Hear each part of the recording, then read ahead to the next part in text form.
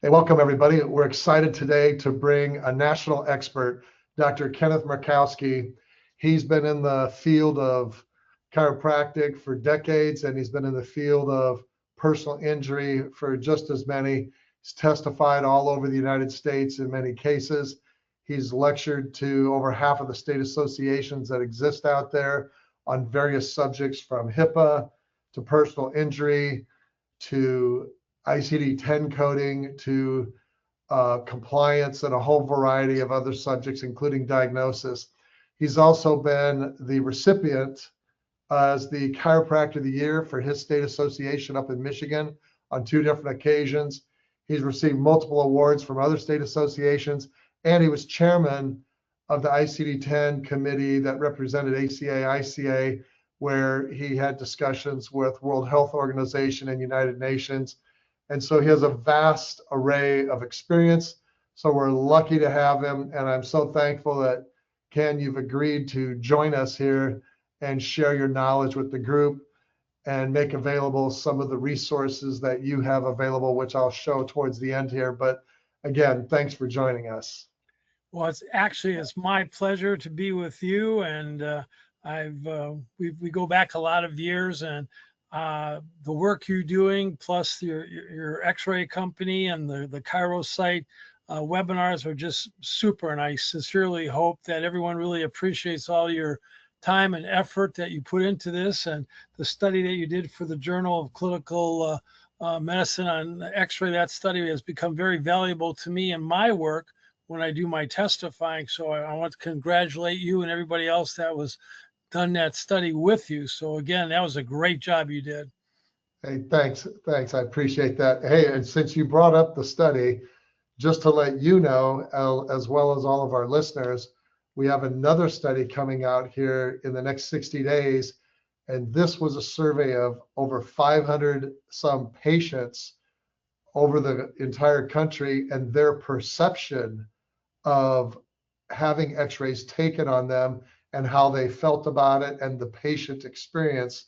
And I'm super excited to share that data when it comes out in a publication, because that's going to squelch a bunch of these naysayers who say it's psychologically damaging to patients or it scares them.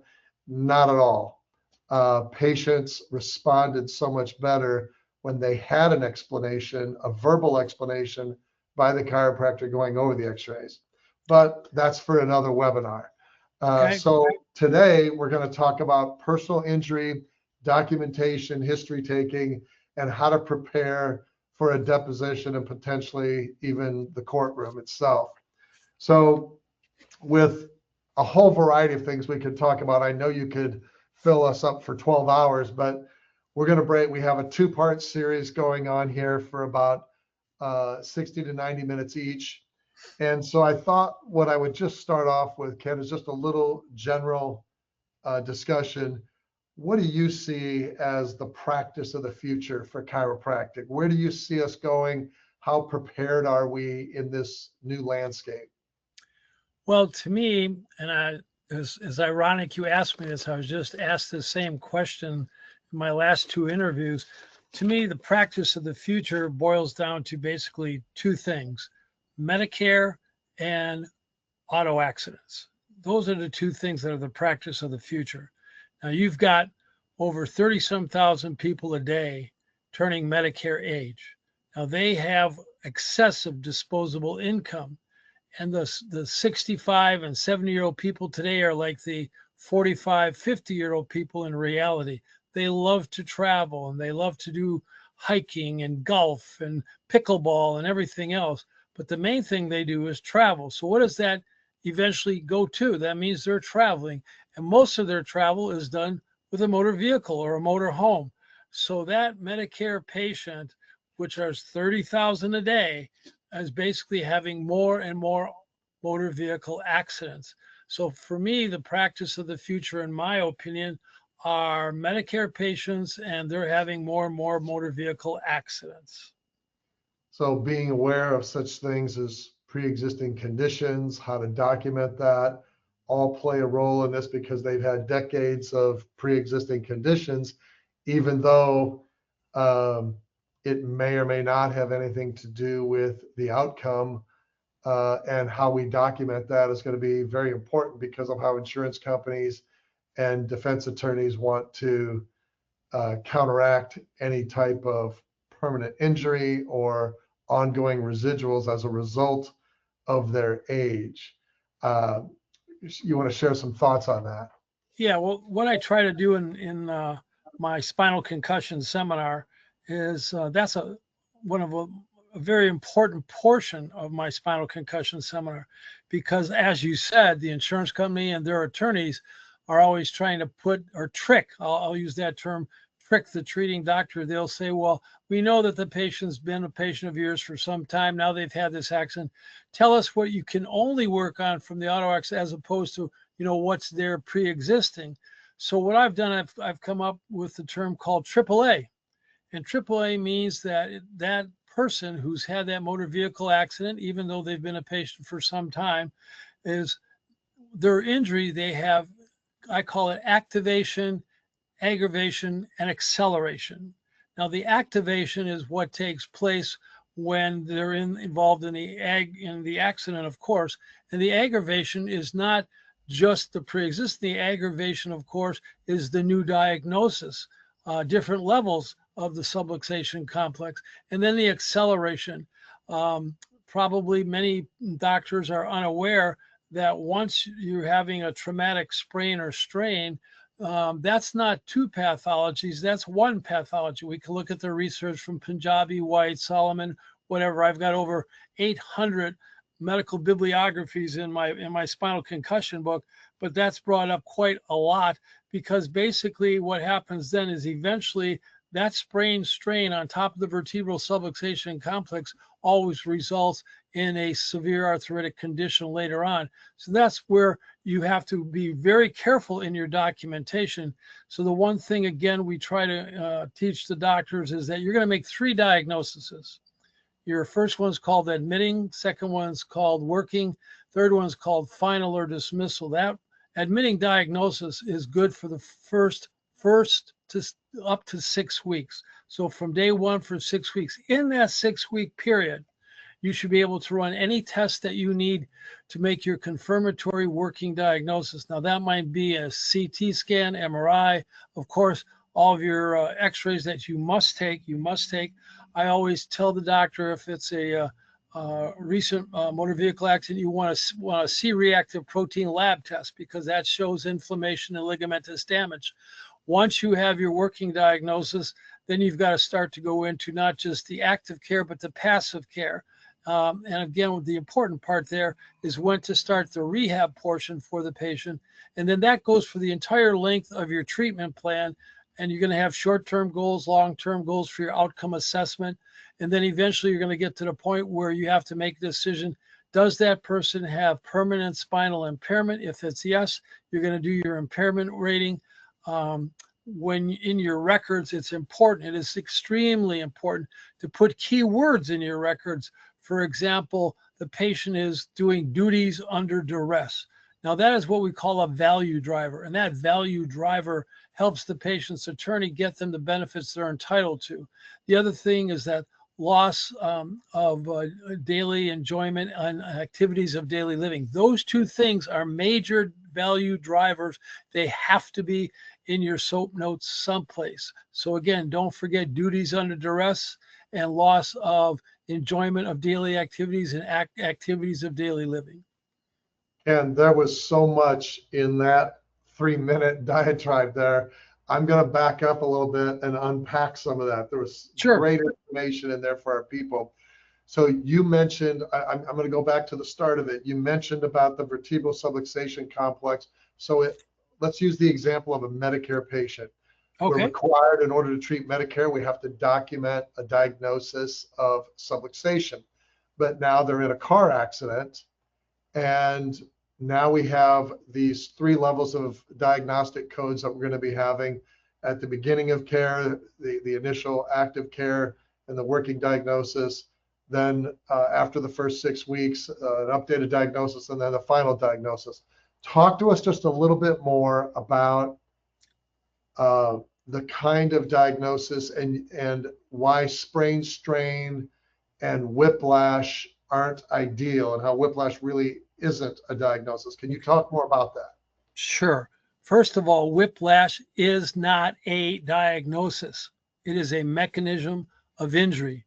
Now, the term whiplash came from a Dr. Harold Crow in 1928 in San Francisco, who did a 8-patient presentation to the California Orthopedic Association. And he came back in 1963 and told the entire orthopedic neurological group that they misunderstood him. He was telling them it was a mechanism injury, but when they heard the term whiplash, everybody ran with it because patients could understand. It's a lay term, so it's not a diagnosis. Now, the main reason it's really not a diagnosis is there's no ICD-10 codes for whiplash.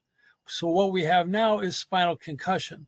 Now, that spinal concussion basically is going to result in whiplash-associated disorders and syndromes. And in my spinal concussion book, there's 88 different diagnoses secondary to that. Now, let's even go back just one step further. Let's talk about subluxation. There's 300 definitions of subluxation, 300. So what we have to do is make sure that we're using the correct one. Now, in 1987, and this took me 2 years to negotiate, but in 1987, I came up with a definition of subluxation, which I'm going to give to you and your audience right now. It's any alteration of the biomechanical and neurophysiological dynamics of the contiguous spinal and paraspinal structures, which can cause neuronal disturbances and interrupt the body's inherent recuperative power. Now, the ACA and ICA agreed to that in writing, which is something which is unheard of, in 1987. They then charged me as being the chairman, and I took that to the World Health Organization, and I wrote all the ICD-10 codes for the M section for 10 years based on that subluxation definition. Now, that subluxation definition has 8 physical parts and 8 chemical parts, and that's 16 different parts, and they all have ICD-10 codes. So basically, what I always want to teach in my spinal concussion seminar is on the first day, your goal is to formulate a diagnostic bank. So let's baby step this through.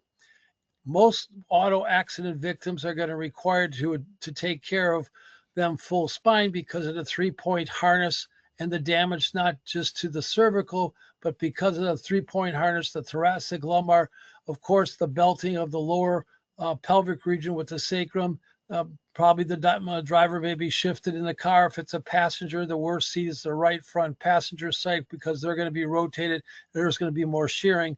But I tell people, at least let's start with just the basics, the 8 physical components, which are number 1, the osseous component, of course, the bone. Number 2, connective tissue, muscles and ligaments. Number 3, the discs. Number 4, the neurological component. Number 5, the altered biomechanical component. 6 is lymphatic, 7 is circulatory, and 8 is visceral. Now, I don't know of a chiropractic office that does not have a picture of, quote, the subluxation in their office, that they show their patients for patient education. And what I want all chiropractors to do right now is look at that subluxation picture. It's been around for, I don't know, maybe 75, 100 years, I don't know. But if you took that picture, because I take that picture to court with me, and you want to have show and tell in court. But if you just look and concentrate on the first 5 things, which are the osseous component, that's where your x-rays come in. The connective tissues, that's where your examinations come, muscles, ligaments, your discs, your neurological component, obviously your neurological exams, and your altered biomechanical. You're going to have shifting, axial rotation, which you can measure on the x-ray, and your x-ray programs that you have for your x-ray system are amazing. So I want everyone to make sure they double check your x-ray program and all the different mensuration things you do with your software, because it's great.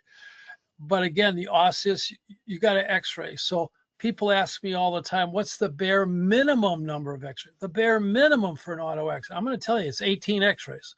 You're going to have 7 cervicals, 2 thoracics, at least 8 lumbars, and then a pelvic x-ray. So on your lumbars, you're going to have AP, lateral, obliques, flexion, extension, and lateral bending. So these things are like, this is how you make a basic file, just a basic file. We won't even get into the chemical components right now, but that's part where your lab works come in, especially that C-reactive protein test. Talk to us a little bit more about that C-reactive protein. I find that fascinating, and I'm going to be honest with you, it's something I'm not doing or haven't done, and it makes so much good sense. So share with us, like, how often will you find a positive test? Will there be some minor cases that it's not positive? And what's the timeline after the injury that you need to do that test, or before it's too late? Well, I really like to do, if the patient's accident was, let's say, within 72 hours, I really like to run the test. I've run the test up, including up to 4 weeks after a motor vehicle accident. What it does is shows a inflammatory situation in which proves a ligamentous situation. The test usually runs in the labs, usually around $25. It's not a very expensive test. And of course, we know, this is my own personal opinion, but we know that hospitals really don't do a very good job because they're not really educated in spinal concussion. What they're looking for is if you have breaks, fractures, dislocations, lacerations. When they do their triage, they're there for the immediate thing. But basically, when the patient goes into the hospital, they're probably going into shock. Because especially if it's a high-speed collision, and you should know that today a high-speed collision is anything over 10 miles per hour. And then, of course, the most injuries that take place are going to be significant, especially if it's going to be a rear-end collision.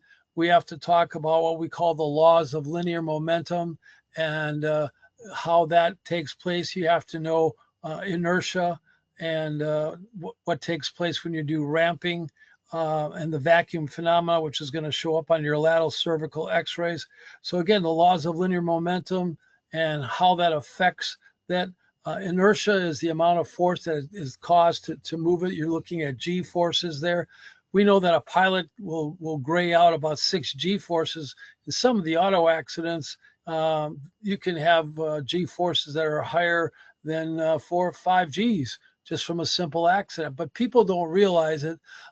It takes usually 72 hours just for the capillary beds to rupture. And then, of course, depending the age of the person, the height, the weight, if there's an older person, that's where their seat comes in, the height of the headrest.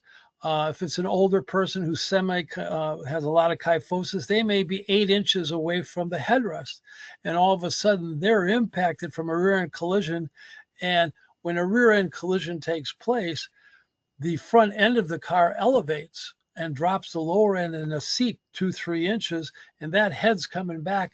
And if that headrest is lower, like the standard ones that we make here in Detroit when we make cars, that's not the best thing. The best thing is a UCLA approved headrest. But if they're using just a standard headrest, please tell your patients to have it at least 2 inches above their ear. Perfect. So let's break that down a little bit, because these are great history questions when we're documenting the mechanism of injury. So when our patient is in the exam room and we're taking a detailed history, are you asking these kinds of questions on your intake forms, or are you asking these questions one-on-one, face-to-face, when you start getting into the nitty-gritty details of, hey, what kind of make and model was your car? What's the angle of your seat back? Did you have the seat belt on?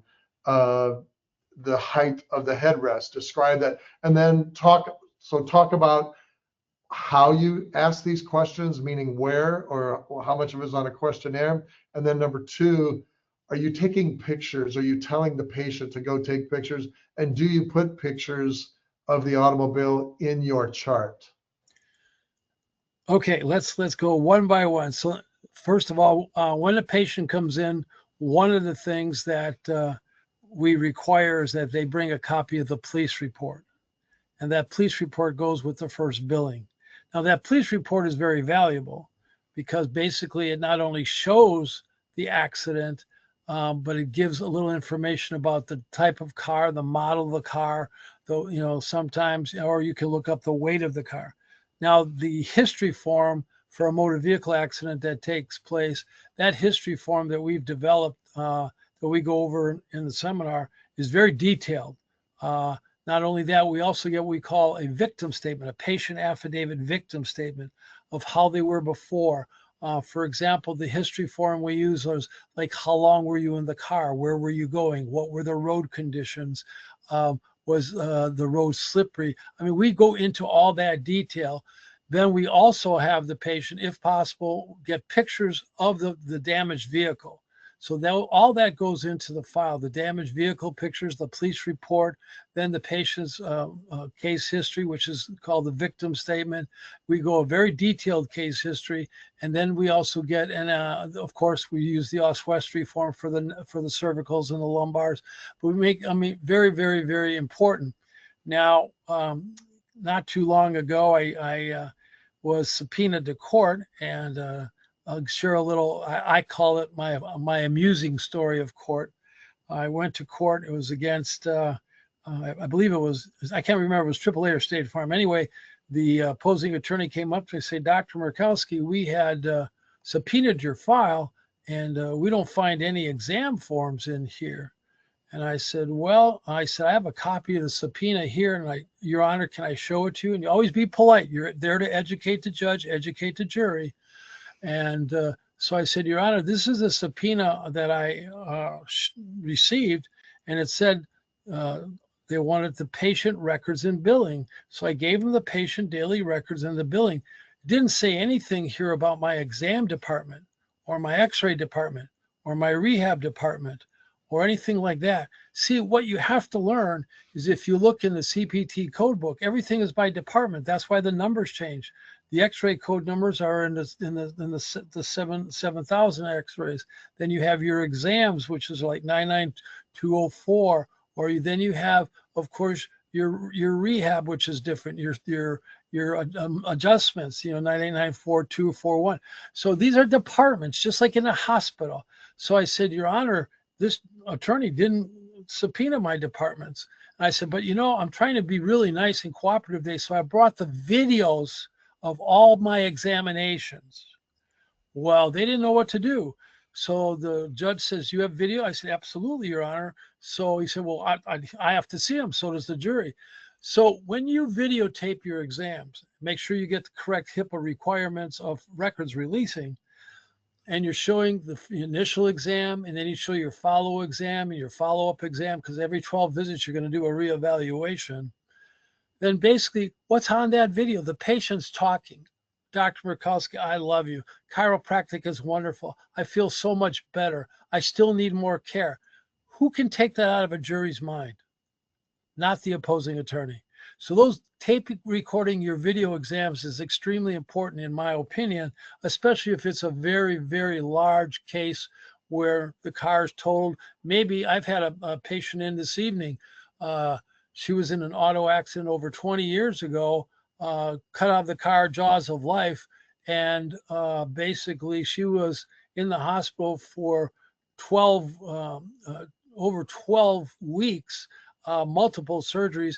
And eventually, because she wasn't getting any better, are you listening? Over 20 years, her MDs and orthopedists sent her to me. And now we're going for total lifetime care, permanent impairment, everything else. But it's so well documented. You have to document.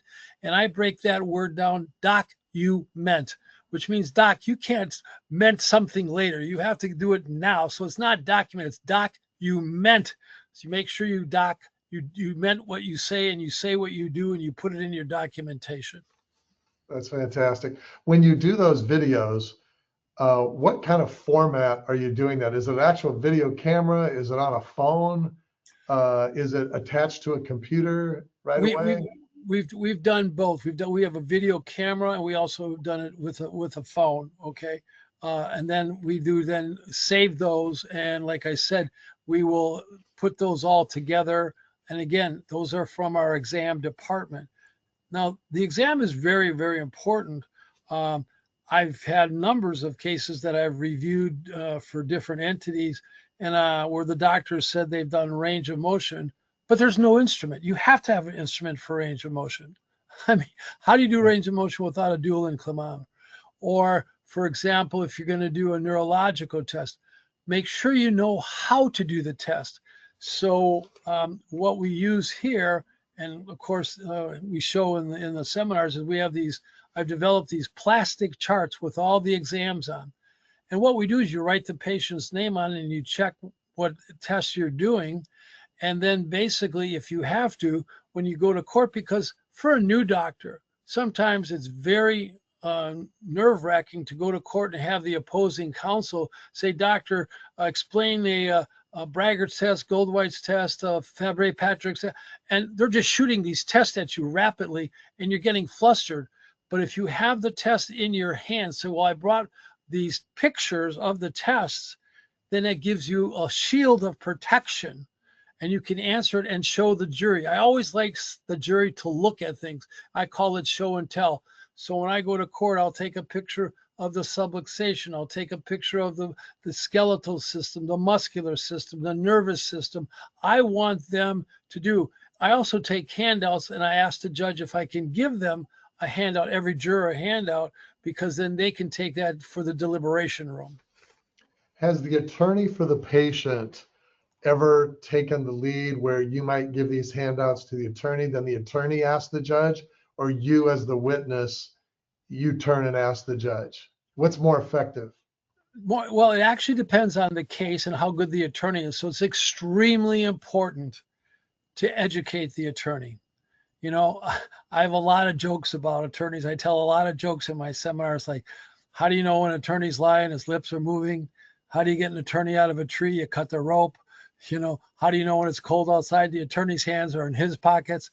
But the most important thing is you educate your patient's attorney. We have the patient's attorney come to the office.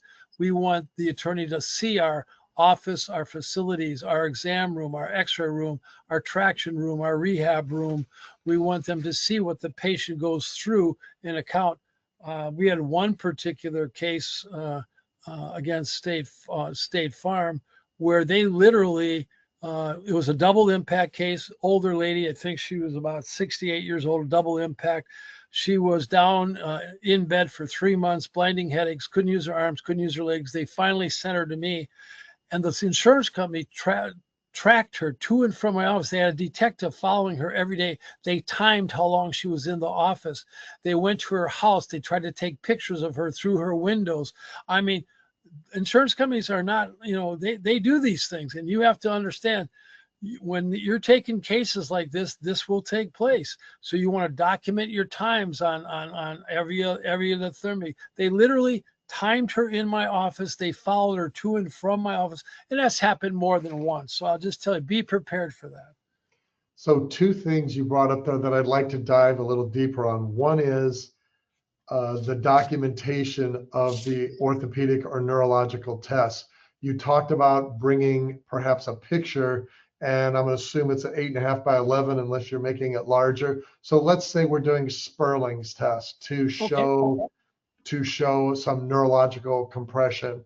All right. Are you in the notes? Are you describing the performance of the test in your notes, so that would be another way for these young docs that if they're kind of on the spot, they can just read from their notes or from their exam form how to perform the test? Or Yes. are you saying you're just doing it No. on these handouts? No, we describe how we do each test and what the test shows.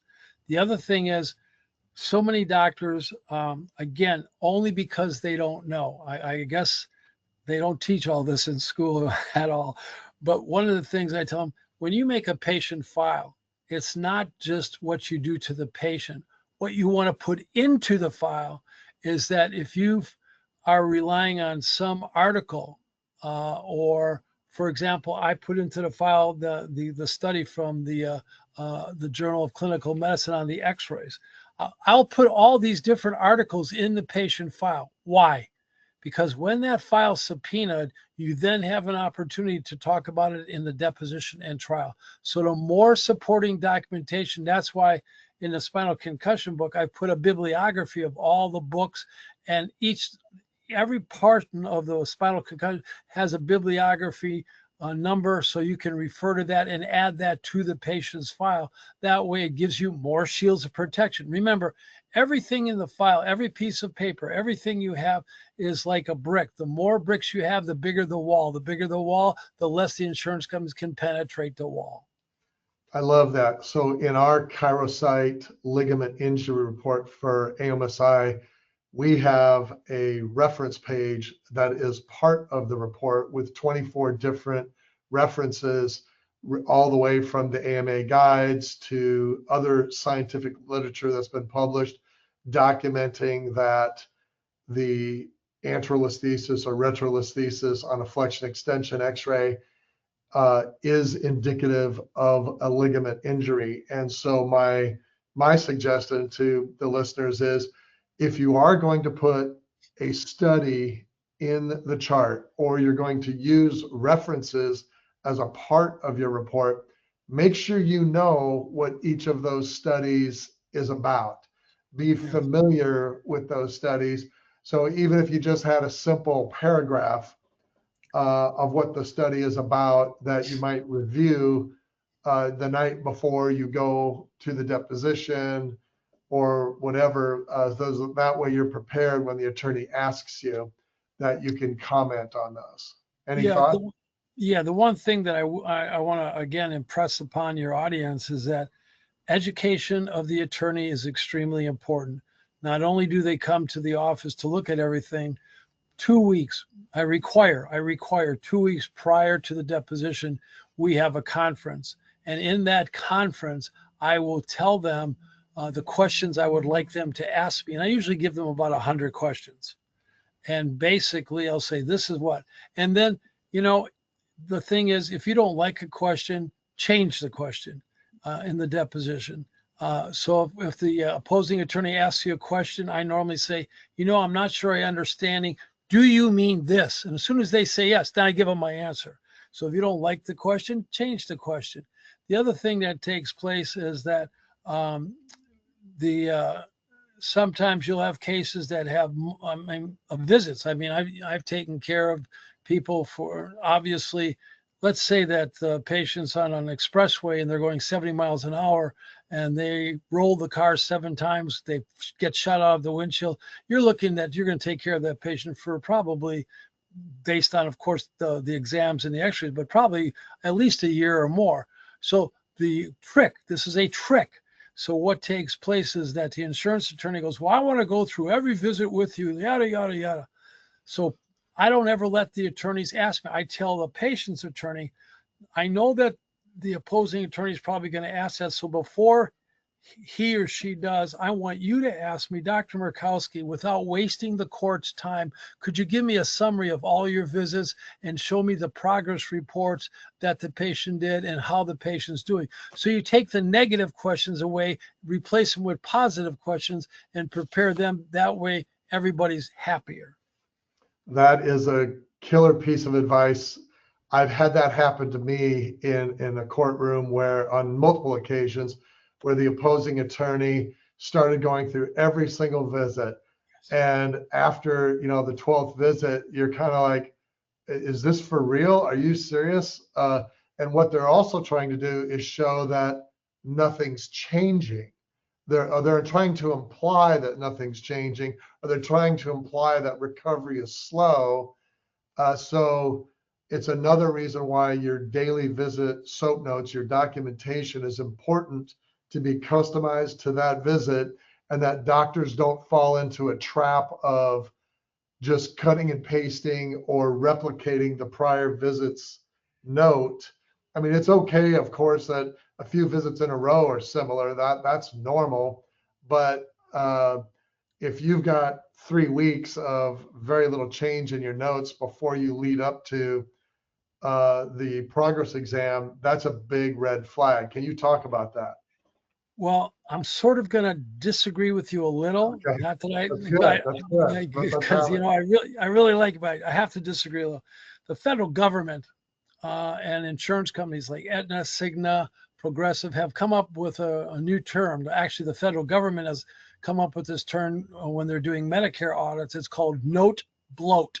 Note bloat. And what that is that basically you're, for some reason, and again, I don't know why. I wish I did so I could help put a stop to it.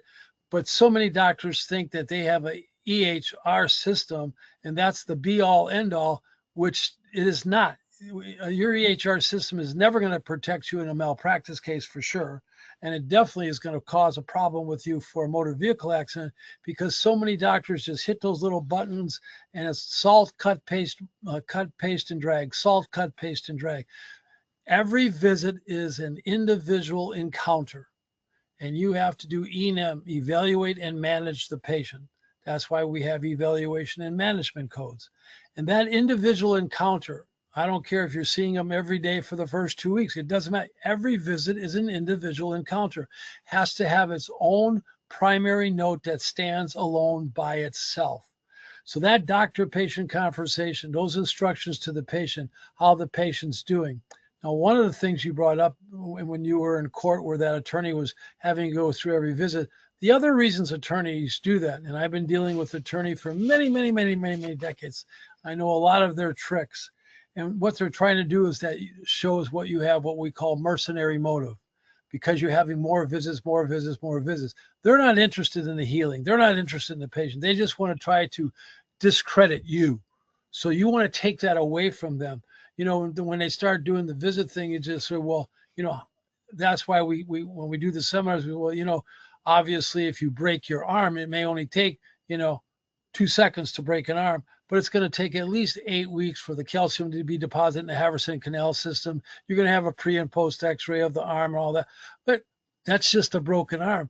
You got a complete spinal concussion with multiple spinal regions affecting the discs, the nerves, the ligaments. Let's say you have tearing of the anterior and posterior longitudinal ligament. Let's say you use the CAD guidelines. Those CAD guidelines are very specific. That's just for a sprain or strain of the cervical region. Now let's add the thoracic, lumbar, sacrum, and pelvis to that. And you're talking months, a year to take care of a patient or more, depending on the severity of the case and what your exams and x-rays and other tests show. One other thing is that a lot of attorneys today think that the MRI is the gold standard. An MRI only takes care of one little itty bitty part of the diagnosis. That's why you need those x-rays. So if you have an MRI, take the x-rays. If you have the x-rays, get the MRI. You want to have that, close that whole circle up, and you want to not give anybody an opportunity to penetrate that.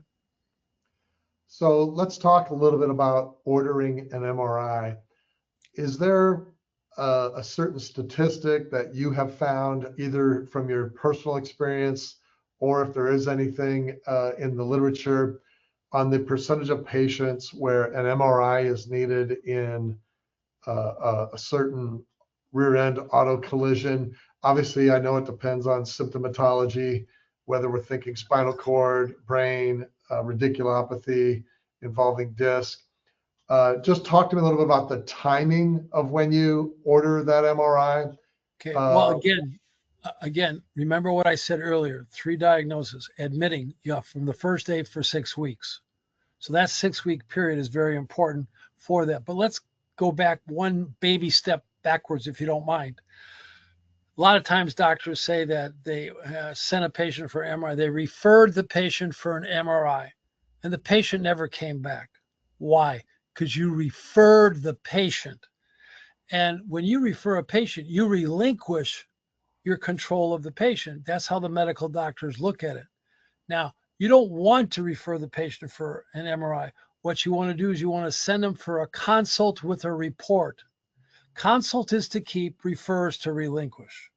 So you're going to send the patient for an MRI with a consult and a report. That's how you order it properly. Okay. Now, why you order the MRI? Again, just like you said, the variables are just exponential. It could be radicular pain in the upper extremities, lower extremities. You could be, maybe they didn't do very well on some of the cognitive tests. Maybe they have a concussion. You're looking at possible. Maybe there might be a TBI or something of that nature. So you've got to really know what's going on. So I put a little chart in on one of my plastic charts on how to order the MRI and why. Okay. But again, you've got that 6-week period. So normally in the first 6 weeks, you're going to be pretty cognizant of why you're going to get that MRI along with your x-rays and all your other exams, muscle tests, etc.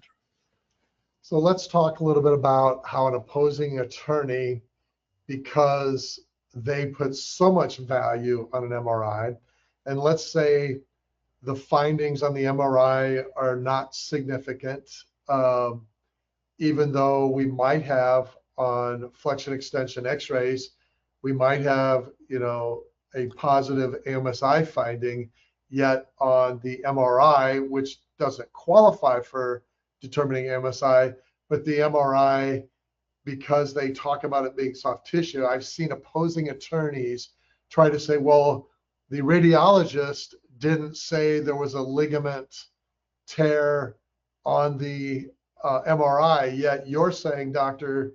X, that the x-rays are indicating ligament injury. How do you explain that, doctor? Okay. Well, first of all, let's try to make it simple tonight. Okay. Let's just talk about the cervical region. All right. Yeah. And again, this is like 24 hours in an hour. So let's try to make this simple. When you do the Davis series, and I know it's in your software, so make sure all you people, please look at the software. But there's a thing called Penning's mensuration. And I don't know if everyone's familiar with that or not, but you can take a flat plate x-ray and basically template it and do your measurements, and that will prove tearing of the anterior and posterior longitudinal. Now that's documented by 5 major MD radio. I mean, the documentation on Penning's mensuration, how you do it is, no one's going to refute that. So if you take that as opposed, now when you talked about the MRI, it's extremely important to know what the MRI setting was. So that's why you have to know, was it how many different, segments, what the, how they scanned that MRI, what the levels were, how their cross cuts were, was it a T3, T4? You need to know that before, or when you send the patient for it, that's what you want to get. You want to order that specific one, because they'll do a standard, normally a standard MRI, which is not going to show a lot of things. And again, that's a key. You have to know what the MRI was done and at what level it was done and what the sections were and what the cross sections were and what the levels were. That may not be the MRI you want to use in that case. You may want to order a more specific, more fine. Think of a loaf of bread. Think of a loaf of bread. Now you can cut those loaves of bread in thick slices or thin slices. You want that thin slice MRI. That's how I would tell you to remember. It's a loaf of bread. Cut the thin slices. You don't want those thick slices because that's a standard they're going to run. You want those thin slices. Remember the loaf of bread. Perfect.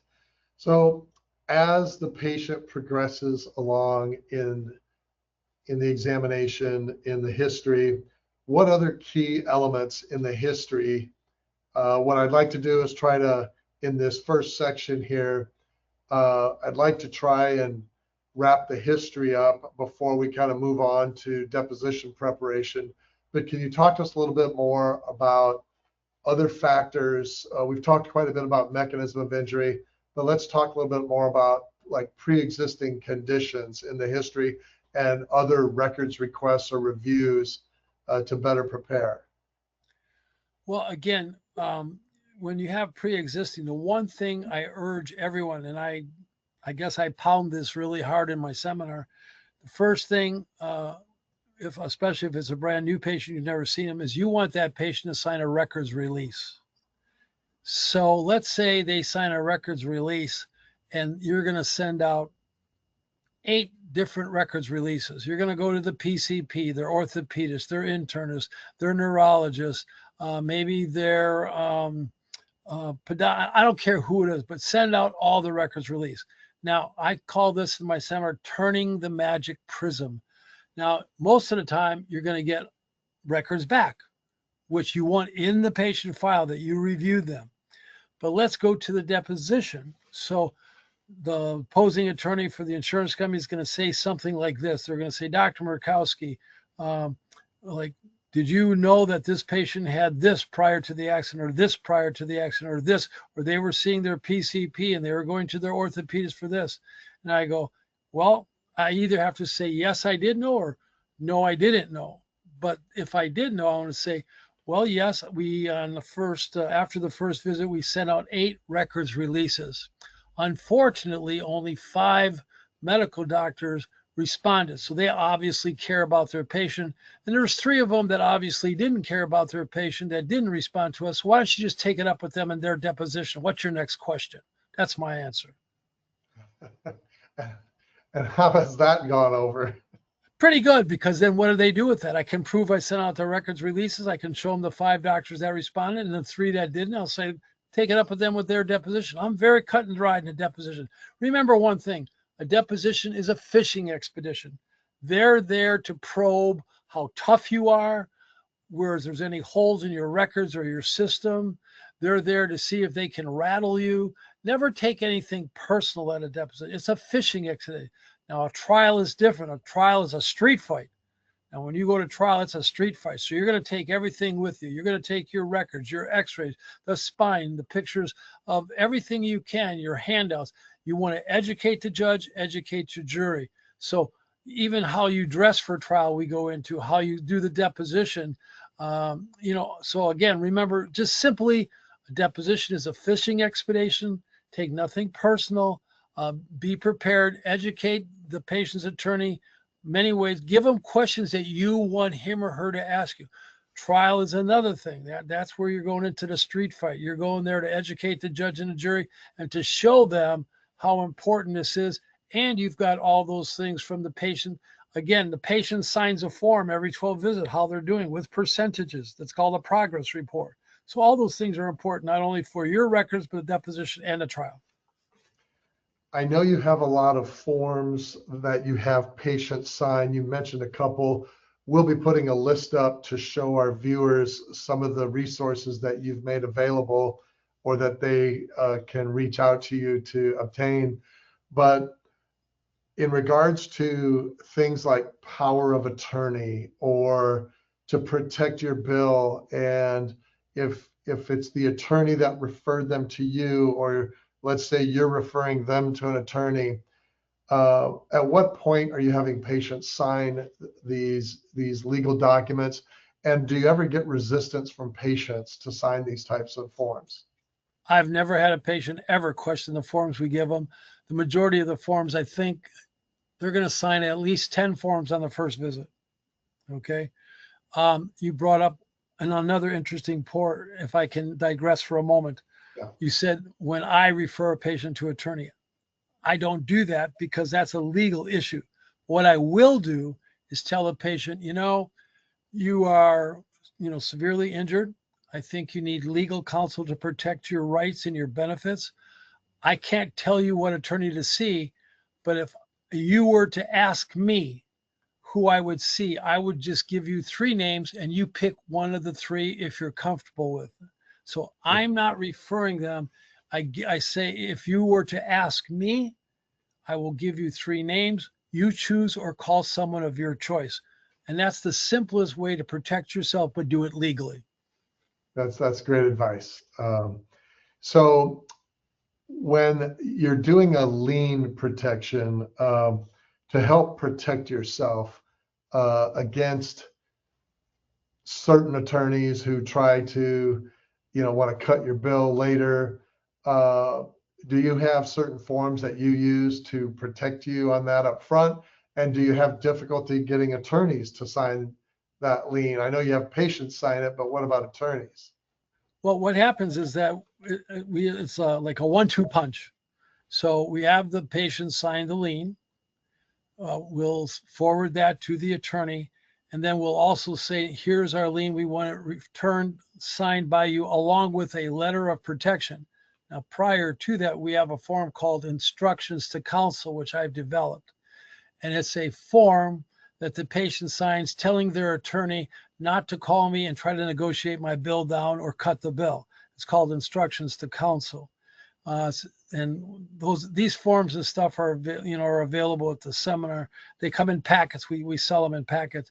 But let's talk about that because again, eventually, especially large cases, especially if they're going for 6 figures or whatever, the attorney's going to call. Well, can you reduce your fee? So let me give you a couple things to think about and a couple things that you may want to incorporate into your system at the office.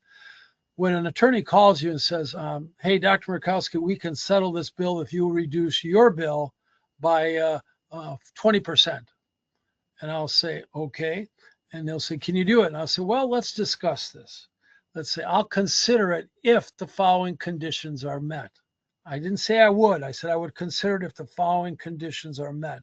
I said, I want to know, and I want you to put this in writing that you're going to reduce your bill 20%. I want a copy of a letter from all the other doctors in this case that they're reducing their bill 20%. And then I'll consider reducing my bill 20%. And then I want a copy of the court disbursement of funds. So I want to make sure everybody kept their word. Now, let me give you another trick, attorney trick. Many law firms, especially the big law firms that do a lot of injury work, the attorney will immediately agree to reducing their bill 20%. But what they will do when they do that, they'll take it to another attorney in their office for a review. And that attorney, guess how much they're going to bill for that review? 20%. So when you take your money from your right pocket and put it in your left pocket, what did you lose? Nothing. So I always make sure that I get a copy of the attorney bill, that he reduced it 20%. There was no in-house audit of another 20%. I want a copy of all the letters from the other doctors that they reduced it 20%. And if all that comes to fruition, I'll think about it. Right. No, that's good. So let's go back to diagnosis just a little bit here. We've talked about this initial diagnosis. We've talked about how whiplash is not a diagnosis, but you also touched on sprain strain. I was wondering if you could go just a little bit more into detail as to this diagnosis bank that you talked about. Okay, let's go back just a little baby step. Sprain or strain. That if a lot of doctors put down whiplash, traumatic sprain or strain injury. That is probably the worst thing you could ever put in a file. You're going to get yourself crucified. You're hung out to dry. You're probably not going to get paid. Now let me tell you why. Okay, I'm always going to tell you why.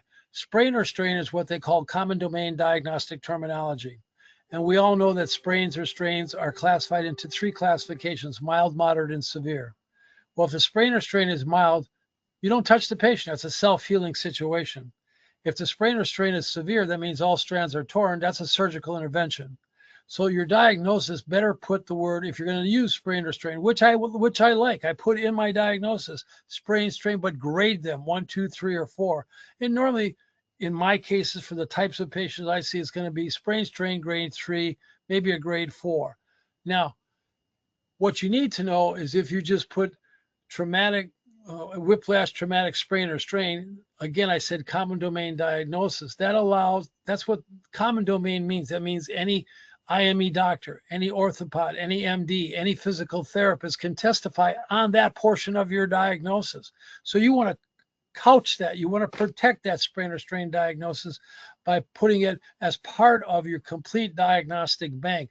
Your initial diagnosis has to be, of course, your vertebral subluxation complex, and then it's you're going to elaborate on that.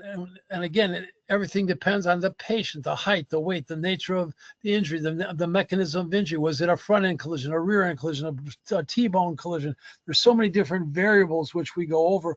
But again, you've got to be very specific in how you do that. So on average, again, I know every case is different, so I'm not trying to lump everything into one bucket here, but I've heard varying opinions out there on the number of diagnostic codes.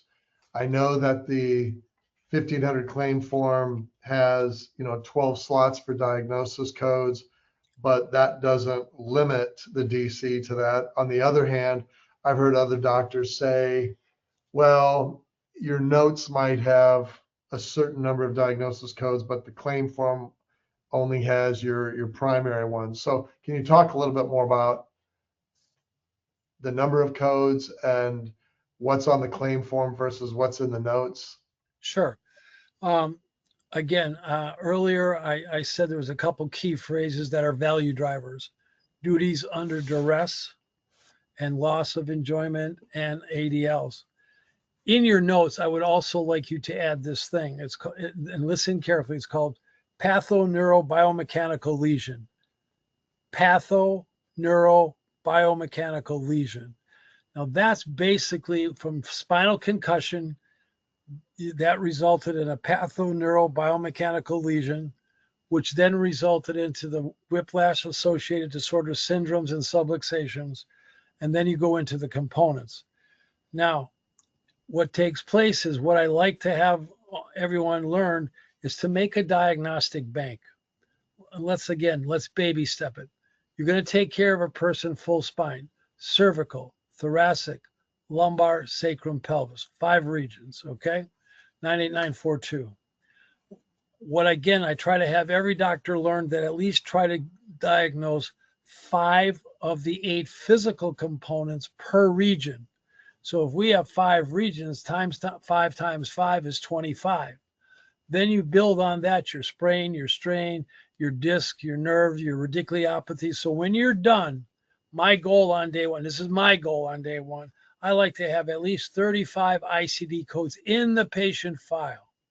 Then we go to the CMS form 1500, 12 slots, okay? Think of the first 3 slots for the cervical, the next 3 slots for thoracic, the next 3 slots for the lumbar, and the next 3 slots for the pelvis. In the seminar, I call this paint by number. It's like painting a picture by number. And this is a diagnostic bank. Now, when do you go to the bank? You go to the bank to make a deposit. You go to the bank to make a withdrawal. When did you make your deposit in your bank? When you put the 35 codes in your file. When did you make your withdrawal? When you took the first most important 12 out, 3 for cervical, 3 for thoracic, 3 for lumbar, 3 for pelvis. It's called billing hierarchy. So you want to do the osseous component first. Then if you can, if you have something like for disc or neurological, that would be the second. Third would be your connective tissue. Now, when do you reevaluate that? After 12 visits. Maybe the spasms have decreased or some of the radiculopathy. So you may take some of those codes away, and then your next report, go to the bank, make another withdrawal, put another code in. So you're using these codes every time you do a reevaluation if it's warranted to change. So that's why that diagnostic bank is so important. If you limit your diagnosis with the same code numbers for, say, 6 months of care, you're going to get killed. Yeah. So let's review the timelines again. The first 6 weeks, you've kind of got that initial diagnosis. Yes. Then you're reassessing the case at that point, and then you make a determination. Did some of those diagnoses resolve, stabilize? You might Could replace them, right? Yes. Yes. Let's do a quick trick question. Let's do a trick question. This is a lawyer trick question. One of the trick questions that usually come up is, number one, can you see a subluxation on an x-ray? The legal answer is no. What you see are the osseous components of the subluxation along with the altered biomechanical components of the subluxation. So, I mean, there's so many different books out there, whether you talk about Terry Oakham book or everything. Again, you can't see a subluxation. You can see the components. Always remember that. The next trick question that comes up from the attorneys are, well, doctor, can you correct a subluxation? Nobody can correct a subluxation. What you do is RNS, reduce and stabilize. You go in a car accident, you rupture the spleen. Do you correct the ruptured spleen? No, you reduce and stabilize the ruptured spleen. So it's always RNS, reduce and stabilize. Can you reduce the kyphosis? Yes. Can you reduce the spasm? Yes. Can you stabilize? So it's reduce and stabilize. Can you measure that? Yes. What you can measure and what you can test, you reduce and you stabilize. Those are 2 key words, reduce and stabilize. Fantastic. Earlier, you also talked about seat height, seat angle. We talked about obtaining pictures. But how much in preparation for deposition, do you actually get into this plastic deformation, elastic inertia, all of the, physics, if you will, behind the injury? And then do you start going down a slippery slope where you're being asked if you're an accident reconstructionist? Can you talk a little bit about where is the line between general physics and getting into an advanced level? Well, once you understand, for example, the laws of linear momentum, and let's say then you talk about that the patient suffered a ramping injury. Now, a ramping injury is where the patient is hit in the car. They're going forward. When they go forward, they can't go back. They can't go backward unless they go up and down and then backward. That's ramping. That ramping then causes, especially in the cervical region, in many cases, a compression of the discs, which is the vacuum phenomena. So when you look at that lateral x-ray, in the upper quadrant of that disc space will be a dark space. That's where your vacuum phenomena. Now, I'm not an accident reconstructionist, so that's one of the very first questions I tell the patient's attorney to ask the doctor, you're not an accident reconstructionist. No, but I do know spinal biomechanics, and I do know about the injuries of the spine and spinal concussion, and I do have a number of references to support all of my opinions. So I take the negative question away, add it to the positive. So make lemonade out of the lemons, okay? And then as far as that goes, the seat rebounding, the pictures, that's where the pictures come in a lot, especially of the totaled car. A lot of times the back of the seat is broke. You get a picture like that, you are good to go. I mean, that is a major issue if that seat breaks or even a portion of the headrest breaks. So those things don't take an accident reconstructionist to comment, especially if you're applying that to the patient's spinal concussion. Yeah, fantastic. So these are all great history questions. These are all foundational concepts to explain to a jury, to explain to the attorney. How much of these concepts do you actually put in the notes? We've talked a little bit about putting orthopedic tests, neurological test descriptions in the notes, but when you get to these more physics and biomechanical things, I typically don't put that in the notes. I'm just curious, what do you do? Do you save all that more for the courtroom, or do you put some of that in a narrative report? What do you do? Well, my daddy taught me a long time ago, when you're playing poker, always keep a couple aces back. So what I do is, after the patient's admitted, I write what we call an admitting summary. And I put in my own, I do like a little narrative report for me. And I put that in the patient's file. Now, I will put a lot of things in there, but not everything. I always want to hold some things back. And then when I do, if I'm doing a deposition or something, that case summary, of course, it's called an admitting summary. It's an admitting summary. And when the patient's done, we'll have a discharge summary. All right, so we have an admitting summary, discharge summary. Now, the one thing that we haven't really touched base on or done any elaboration on is the narrative report. So if the patient's attorney wants a narrative report, that's where we load the guns. That's where we're loading the guns, and we're putting things in there. We're putting pictures. We're citing where we have, why we're making this. Where's our reference material? That goes in the narrative report. If the patient's attorney does not ask for a narrative report, again, I will review the information with that attorney prior to the deposition in case they want to bring it up in the deposition, or if they want to save it for trial. Now, every attorney has a different game plan. I mean, I played a lot of football in my life, so you got to know what the attorney's game plan is. Some attorneys want to do a lot of stuff at deposition. Some attorneys don't. They want to hold back until, if it goes to trial, that's where they get the big bang for the buck with the jury giving the award. So it really depends on the attorney's game plan.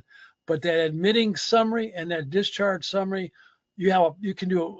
When I do my progress evaluations, I also maybe elaborate each time a little more on the progress evaluation. But we sort of sectional it out.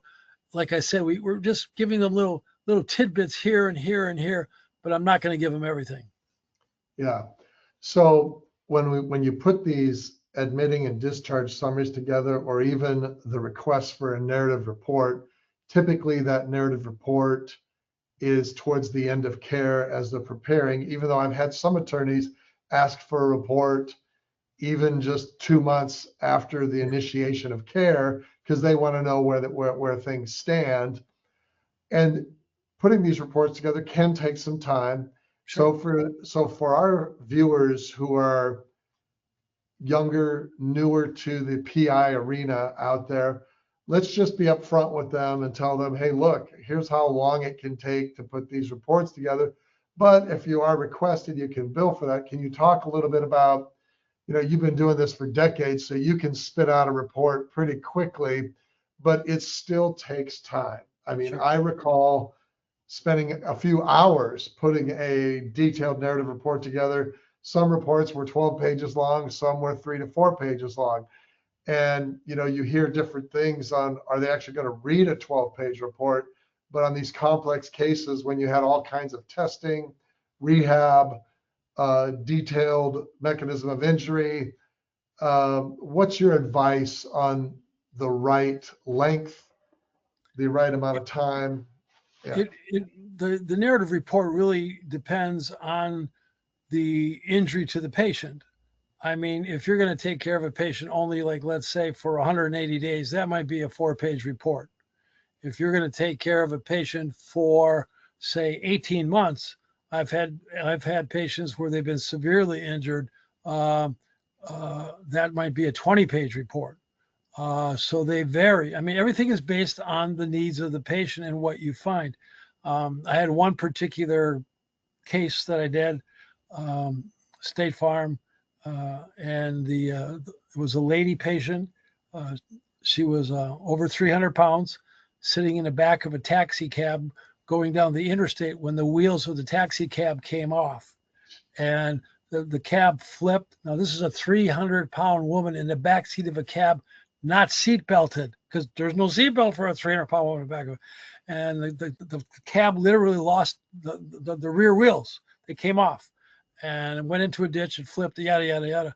And she was basically under medical care for a year and a half in a wheelchair. They told her she was going to have multiple back surgeries.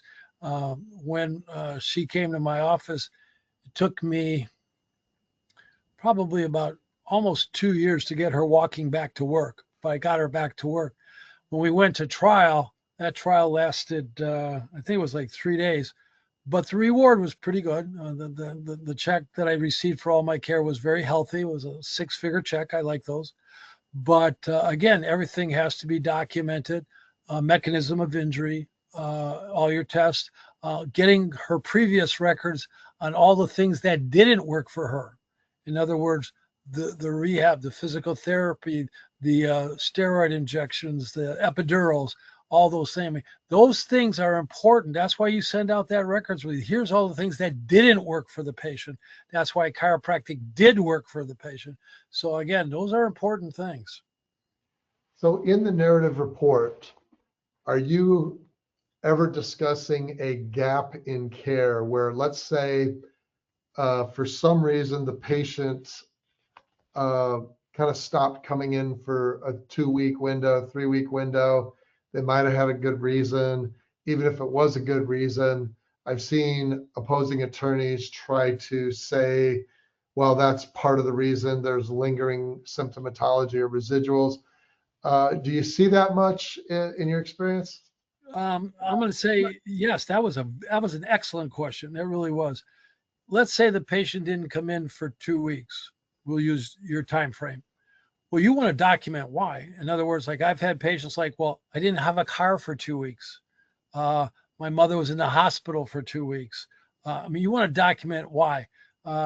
It's so important to document why they did, but you want to have something in writing from the patient in their handwriting in the file why they weren't in for those 2 weeks.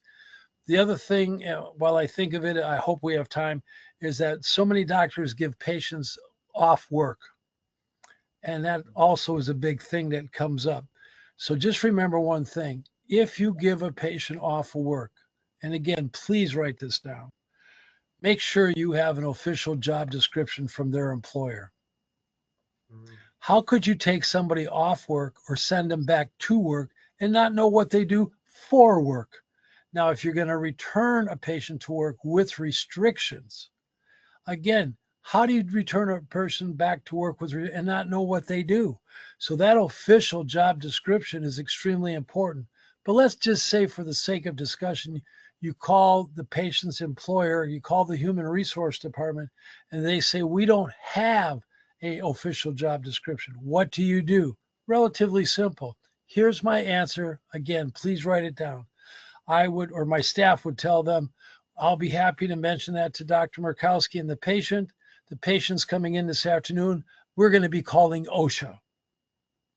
Now, I hope you realize, every employer realizes that if you call OSHA on an employer and they don't have an official job description in the file, because that also affects their insurance rates for their workman's compensation, that's like a $25,000 fine a day. I've had job descriptions delivered to my office by courier. Right. Okay. But that is great advice, that you need to understand the detailed job description, because you know darn well the opposing attorney, they're going to go ask for it. Right. And they're going to see if your restrictions are, high level, kind of superlative a little bit, not that detailed. Or if you say, hey, don't lift over 50 pounds, but the job description is they're a secretary, they never lift 50 pounds. So it's not matching up on why you would even say that, because they don't ever lift even 25 pounds in their job. So it's to some degree irrelevant. And then you look kind of foolish, Correct. because it clearly shows you didn't know what was going on. Right. Or the reverse is true. I had a work comp case come in, and I said to the patient, I said, well, what do you do? And they said, well, I lift 5 pounds. I went, okay. Now, a lot of doctors would stop right there. And I go, okay, let's go delve into this a little further. And they said, what do you mean? I said, you're work in the auto industry. You're under AFL-CIO contract. You're on the line. You're lifting a 5-pound auto part. How do you do that? Well, I bend down, pick up a 5-pound part. I put it on my bench. I grind it. I take it with my left hand and I put it on a cart to my left side. Well, how many pieces are you required to do per hour by union contract? Oh, well, we're required to do 40 pieces an hour.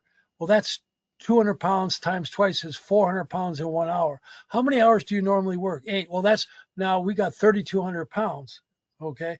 Now, how many days a week do you work? Oh, we work 6 days a week. You keep adding up. It's called repetitive micro trauma. And that's how you do it in the file. Yeah, no, that's fantastic. So we're going to wrap up with any final comments you'd like to say about history documentation, exam documentation, and even a little bit on the narrative report. I know you can talk for hours on it, but if there's any other key takeaways you'd like to share.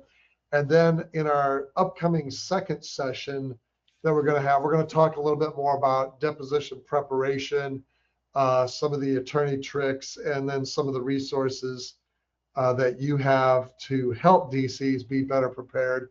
But what else on the history that we haven't covered would be some key nuggets? Okay, well, if you don't mind, what I'd like to share with your audience is the top 25 items attorney look for in a file. Oh, yes, that's great. Okay, so here we go. Number 1, doctor-patient consultation. Is there a form for that? Yeah. You can scan it to any EHR system. Number 2, doctor-patient comprehensive history, which includes an ROS, review of systems. Doctor-patient comprehensive exam. Remember, you want to examine not just the areas of pain, but you want to examine kinetic chain, referred pain syndromes, things of that nature.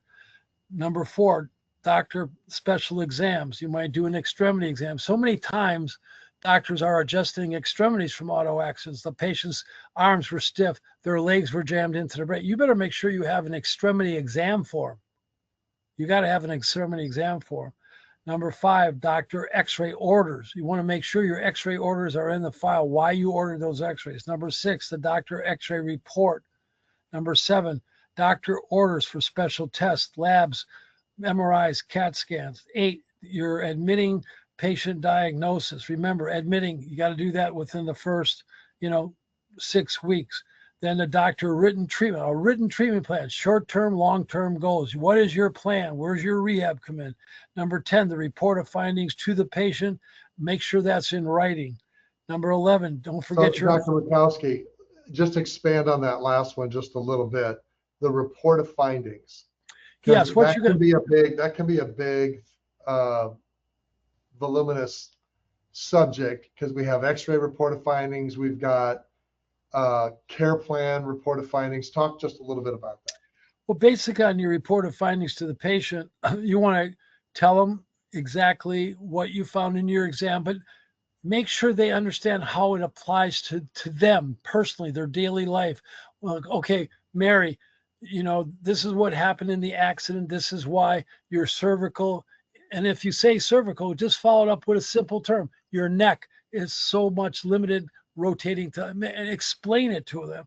So do the doctor term, then do the lay term, and then say, here's my plan. I expect to see a 10-15% difference in 8 weeks. I want to do your long-term and short-term goals. We try to do as much as possible, not only to educate attorneys, but we want to educate that patient also a lot, so they understand, because we want them on your side. They understand what you're doing, so they talk really nice in those video exams. So again, that report of findings is extremely important. Informed consent, remember, you got to do it oral and verbal. Don't forget your number 12 HIPAA forms, 13 your PHI forms, 14 don't forget your Surprise Act estimates. Number 15, attorneys always want to prove, how do we know the patient's in the office? We have sign-in sheets. 16, staff notes. Your staff's going to interact with the patient, so the attorneys are want to see those staff notes, especially if your staff is helping you. In my office, we have CAs. We divide them into 2. They wear different colors. One is a cheerful assistant.